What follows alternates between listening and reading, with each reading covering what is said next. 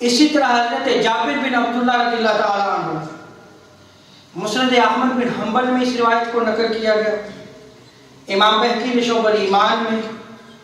مسند ابو یعلا میں بھی اس روایت کو نقل کیا گیا۔ راوی بیان کرتے ہیں کہ میں نے دیکھا کہ حضرت جابر بن عبداللہ رضی اللہ تعالیٰ عنہ جب روزہ رسول پہ حاضری دیتے تو زار و قطار رویا کرتے تھے، حضور کی بارگاہ میں کھڑے ہو کر زار و قطار رویا کرتے تھے، اور پھر حضور علیہ السلام کا یہ فرمان نقل فرماتے ہوئے حضرت جابر بن عبداللہ، سمیت رسول اللہ صلی اللہ تعالی علیہ وسلم یقول ما بین قبری و منبری روض من ریاض الجنہ،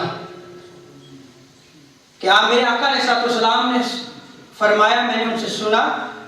کہ میری قبر اور منبر کے درمیان والی جگہ جنت کے باغات میں سے ایک باغ ہے۔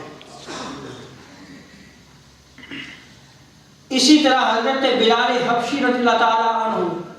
جب آقا علیہ السلام کا وصال مبارک ہو گیا تو آپ شام تشریف لے گئے۔ جب حضرت عمر فاروق رضی اللہ تعالیٰ عنہ کے دور اقدس میں بیت المقدس فتح ہوا تو تاجدار کائنات صلی اللہ علیہ وسلم حضرت بلال حبشی رضی اللہ تعالیٰ عنہ کے خواب میں تشریف لائے۔ عاشق رسول تھے،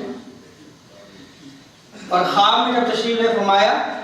معاذ الجفوہ، یا بلال، اے بلال یہ فرقت کیوں ہے، یہ دوری کیوں ہے؟